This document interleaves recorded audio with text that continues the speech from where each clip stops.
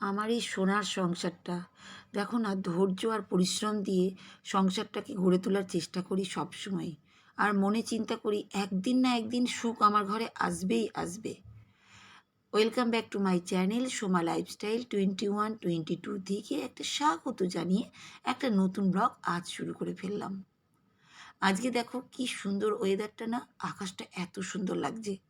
আমি যে কথাটা যে ক্যাপশনে লিখেছি সেটা কি আমার সঙ্গে কথার সঙ্গে মিলছে? তোমরা কিন্তু কমেন্ট করে আমাকে জানিও। কারণ আমার যেটা মনে হলো, একটা সোনার সংসার প্রত্যেকটা মানুষেরই থাকে। তার ধৈর্য আর পরিশ্রমটা দিয়েই কিন্তু আমরা গড়ে তুলি সুখ, শান্তি, ভালোবাসা সব কিছুই। একদম আমার কাছে তাই মনে হলো, তাই তোমাদের সাথে তুলে ধরলাম। এই দেখো, একদম গাছগুলো কত সুন্দর। এই গাছগুলোকেও কিন্তু একটু সময় আমাকে পরিশ্রম করতে হয়েছিল। তোমরা নিশ্চয়ই দেখেছিলে গাছের ডালগুলো আমি যখন কেটে ছেঁটে ফেলে দিয়েছিলাম। খুব কষ্ট লাগছিল এত বড় গাছকে কেটে দেওয়াটা। তো সেরকমই একটু একটু করে গাছটা ফুলে ফলে ভরে যাচ্ছে। আর গাছগুলো দেখো একটা থেকে এত করেছি। তোমরা তো দেখেইছো। তোমাদের প্রত্যেক দিনই ভিডিও দিয়ে আমি প্রত্যেক দিনই আমার লাইফস্টাইলগুলোকে দেখাই। তোমরা সবটাই জানো। সেই জন্য তোমাদের আর বলার কিচ্ছু নেই। তোমরা সবটাই জানো নিশ্চয়ই যে আমার দেখো কত সুন্দর লঙ্কা গাছেও লঙ্কা হয়েছে। এটা সবটাই কিন্তু পরিশ্রমের ফল। আর এই পরিশ্রমই হচ্ছে ধৈর্য আর পরিশ্রম। সত্যি কথা বলতে গেলে একটা গাছে যখন আমার লঙ্কা হতো না, আমার কিন্তু মনে হতো যে কেন আমার গাছে লঙ্কা হচ্ছে না। এগুলো আমার মনের ভিতরে অনেক প্রশ্ন এসেছিলো। একটা গাছ তো কেটেও দিয়েছিলাম আমি। কিন্তু দেখলাম কিছুদিন পরে যখন আমি খোল পচা জল দিয়েছিলাম গাছে, এতটা লঙ্কা ফুল ফল ফুটে গেল। তো এটাই তোমাদের বললাম, যে কোনো জিনিসেরই ধৈর্য আর পরিশ্রম করলে একদিন না একদিন তার সুখ পাওয়া যাবেই। আর এই সুখটাই কিন্তু আমাদের সর্বশান্তি লাইফের, আমাদের জীবনের। আর এখন চলে এসেছি দেখো রান্নাঘরে। রান্নাঘরে তো জানোই প্রত্যেক দিনই আমি ডিপ ক্লিন করি। তাই সেই একই ওই দিকটার কাজটা সেরে আসলাম। এখন রান্নাঘরটা পুরো দেওয়ালগুলোকে ডিপ ক্লিন করে পুরো রান্নাঘর পুরো মোছামুছি করে ওভেন টোভেন সুন্দর করে মোছামুছি করে নিচ্ছি। আর এই দেখো, তারপরে কিন্তু কাজগুলো শুরু করব। কারণ আমার ভালো লাগে, আমার এরকম পরিষ্কার পরিচ্ছন্ন করে রাখতে খুবই ভাল লাগে, জানো তো। আর আমার শরীরটা যতই যা হোক, শরীরের শেষ দিন পর্যন্ত আমি চেষ্টা করব যাতে আমি এইভাবেই সংসারের প্রতি ইন্টারেস্ট নিয়ে কাজগুলো করতে পারি। আমার মনে হয়, আমি সেটাই তোমাদের সাথে তুলে ধরলাম। তোমরাও নিশ্চয় যেসব বাড়িতে সাংসারিক আমাদের মতন মায়েরা আছে, তারা নিশ্চয় আমার মতনই শেষ দিন পর্যন্ত শরীরে যতটা শক্তি থাকে, যতটা রক্ত আছে, আমাদের শেষ দিন পর্যন্তই আমরা চেষ্টা চালাবো সংসারকে ভালোবেসে আগিয়ে নেওয়ার যার জন্য। তা দেখো, আমি চেষ্টা করি যে কিছু একটা করার জন্য, তোমাদের সাথে শেয়ার করার জন্য আমার সংসারের ছোট ছোট জিনিসগুলোকে। এই দেখো, এখন চা চাপিয়ে দিয়েছি আর একদিকে ভাতও চাপিয়ে দিয়েছি। এগুলো আমার ডিউটি, সকালবেলায় করে নিয়েছি। এ দেখো, 1 কাপ চাও নিয়ে চলে এসেছি আর আচারগুলোকে নিয়ে ব্যালকনিতে চলে এসেছি। একদম এত সুন্দর যে জায়গাটা, তোমাদের আর কি বলবো। আমার মনের মতন এই জায়গাটা, ব্যালকনির জায়গাটা। তাই এখানেই বসে বসে ভাবছি আজকে চাও খাবো আর আচারগুলোও রোদে দিয়ে দিলাম, একবারে চলে এসেছি। এই দেখো, কি খুশির মেজাজে আমি না ব্যালকনিতে বসে বসে হাওয়া খাচ্ছি আর চা খাচ্ছি আর বিস্কুট খাচ্ছি। আর কি যে হাওয়া বইছে, আর কি শান্তি যে লাগছে, তোমাদের আর কি বলবো। খুবই ভালো লাগে জানো তো এই জায়গাটা। যাদের যাদের ব্যালকনিতে এরকম গাছ আছে, তাদের কিন্তু আমার মতনই একই অনুভব, আমি নিশ্চয়ই জানি। কারণ সবারই ভাল লাগে। আমাদের তো আর বাগান নেই, কারণ আমরা ফ্ল্যাট বাড়িতে থাকি। ফ্ল্যাট বাড়িতে একটাই উপায়, ব্যালকনি নাহলে ছাদ, দুটোর মধ্যে একটা। তা আমি ছাদে করি না, আমার ব্যালকনিতেই আমি করি। তোমরা তো এতদিন ধরে জেনেই গেছো ব্যালকনিতেই সব গাছ আমি লাগাই। ছাদে আমি করি না, কারণ ছাদে খুব কম টাইমে উঠি। সারাদিন আমি একবার উঠি আর দ্বিতীয়বার এসে কাপড় চোপড় নিয়ে চলে যায়। এই দুটো কাজই আমার ছাদের জন্য থাকে। তাছাড়া আদার্স আমি ছাদে আসি না গো।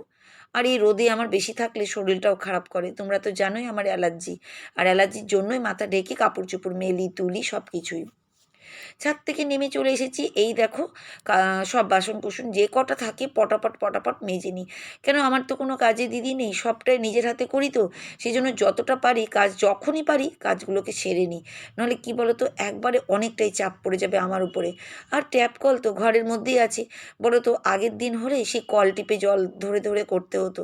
আর এখন তো নয়, আমাদের এত সুবিধা, ঘরের মধ্যেই ট্যাপ কল আছে, আমরা সবাই ট্যাপ চালিয়ে দিয়ে কত কাজ করতে পারছি। সেজন্য কষ্টটাও হয় না, জানো তো। আর আজকে রান্না করব তোমাদেরকে দেখাচ্ছি। মাছ তো আছেই, পাবদা মাছটা হবেই, পাবদা মাছের ঝাল ঝোল করব। আর করব কুমড়ো শাক ডাঁটা কিনে নিয়ে এসেছিলাম দুদিন আগে, তোমরা তো দেখেইছিলে। সেই কুমড়ো শাক ডাঁটাটাকে চচ্চড়ি হবে। আর এটা কী বার করছি বলো তো? আদা। আজকে আদাও বাটতে হবে, জানো তো। মানে কি বলবে, একসঙ্গে সবটাই চাপ।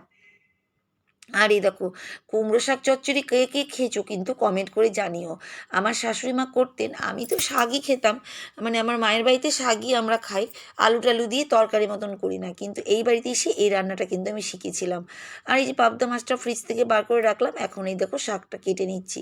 যাই হোক, তোমরা খুব সুন্দর সুন্দর কমেন্ট করছো, খুবই ভালো লাগে তোমাদের কমেন্টগুলো পড়তে। আর তোমাদের এক একটা কমেন্ট আমার কাছে ভীষণ, মানে ভীষণ ভালোবাসার জিনিস, ভীষণ সম্মান। তোমাদের এক একটা কমেন্ট, জানো তো। আর আমার মনের ভিতরে যে অনুপ্রেরণা তোমরা জাগাচ্ছ এই কমেন্টের জন্যই, জানো তো। ভীষণ তোমাদের ভালোবাসার জন্যই কিন্তু আমার মনের ভিতরে ইচ্ছেটা যেন দিনের পর দিন একটু বেড়ে চলছে। আর আমি চেষ্টা চালাচ্ছি, সবার ভিডিও দেখে না শিখতে পাচ্ছি একটু করে না। ইউটিউবে ভালো খারাপ দুটোই, তোমাদের এর আগেও বলেছি, দুটোই কিন্তু ইউটিউবে আছে। তো আমি চিন্তা করি ভালোটাই গ্রহণ করার চেষ্টাই করি। সংসারকে কীভাবে ভালো রাখবো, কীভাবে কী সাজাবো, সব সময় চেষ্টা করে চলি, জানো তো। তা যাই হোক, খুব সুন্দর সুন্দর কমেন্ট তোমরা করেছো, তোমাদেরকে অনেক অনেক ধন্যবাদ। যারা কমেন্ট করোনি তাদেরকেও অনেক অনেক ধন্যবাদ। তোমরা যে আছো আমি কিন্তু বুঝতেই পারছি। অনেকজনা কমেন্ট করে না, দেখে নেয় চলে যায়, যেটা আমি আগে করতাম। তা অনেকজনা এরকমও আছে, তার জন্য সবাইকেই ধন্যবাদ দিচ্ছি। আবার অনেকজনা হাইপও করো, লাইকও করো, শেয়ারও করো। আবার অনেকজনা আমার সঙ্গে সব সময় থাকো কোনো কিছুই না করে। আমি খুব খুশি তোমাদের এই এক একটা ভালোবাসার জন্য। যাই হোক, আজকেও কথা বলতে বলতে ভুলেই যাব তোমাদের কমেন্টগুলো বলতে, তাই দুই বান্ধবীর কমেন্টের চ্যানেলের নাম বলে দিই। প্রথমে এক বান্ধবীর চ্যানেলের নাম হচ্ছে সুব্রত সখী ব্লগ, খুব সুন্দর চ্যানেল।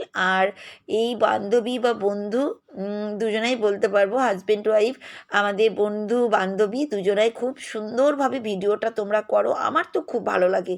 আর এরা দুজনাই কিন্তু আমাদের বহরমপুরে।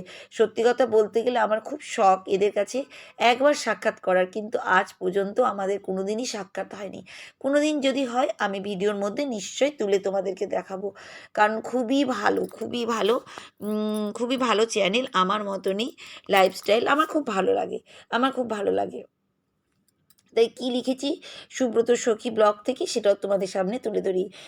বন্ধু বা বান্ধবী লিখেছে, শুভ সকাল দিদি ভাই দিয়ে একটা হার্ট চিহ্ন, জবা ফুল দুটো খুব ভালো লাগলো দিয়ে একটা হার্ট চিহ্ন, হাইপ করে ভিডিও দেখে সবসময় কমেন্টটা কিন্তু লেখা হয় না দিয়ে একটা হার্ট চিহ্ন, চলছে মেঘ, বৃষ্টি, মেঘা, মানে মেঘ দিয়ে একটা হার্ট চিহ্ন, বাজার করে আনলে তারপরে এলো বৃষ্টি দিয়ে একটা হার্ট চিহ্ন, পাবদা মাছ আনলে দিয়ে একটা হার্ট চিহ্ন, মাতা মারিয়ার জন্য রজনীগন্ধার ফুল দিয়ে একটা হার্ট চিহ্ন, বন্ধুদের কমেন্ট খুব ভালো লাগলো দিয়ে একটা হার্ট চিহ্ন, মাতা মারিয়াকে জবা ফুল দুটো পায়ের অর্পণ করলে, নিজের হাতে লাগানো গাছ থেকে এত সুন্দর আর কিছু হয় না দিয়ে একটা হার্ট চিহ্ন। খুবই সুন্দর কমেন্ট লিখেছো সুব্রত সখী ব্লগ থেকে, তোমাদেরকে অনেক অনেক ধন্যবাদ। আর সত্যি কথা বলতে গেলে তুমিও দেখো আজকে যে কমেন্টটা আমি একটু আগে যে কথা বললাম তার সঙ্গে তোমার একদমই ম্যাচিং।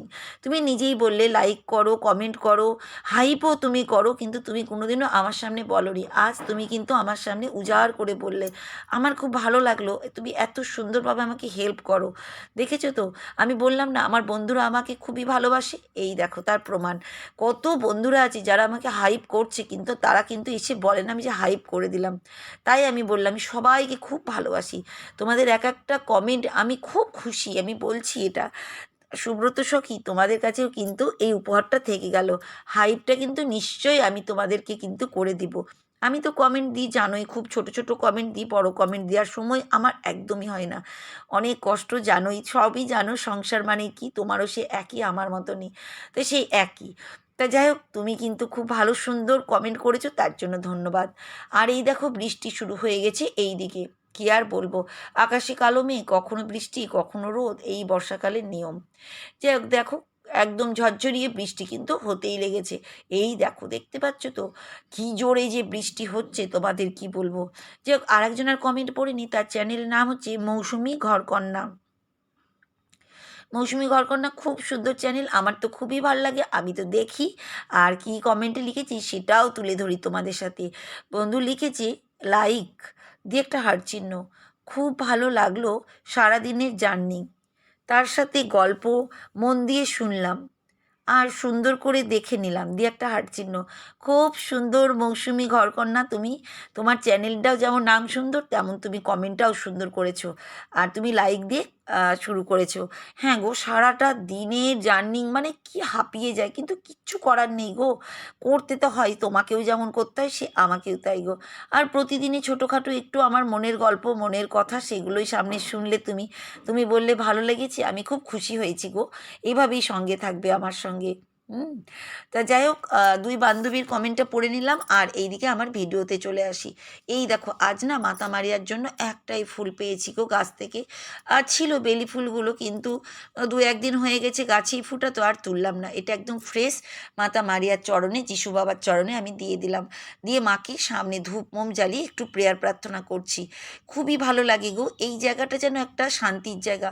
আমার যতই তোমাদের প্রথমেই বললাম না, সোনার সংসার করতে গেলে কিন্তু অনেক ধৈর্য আর পরিশ্রম দুটোই লাগে। তখনই দেখবে এইটা তুমি যদি করতে পারো, একদিন না একদিন সংসারে শান্তি আসবে।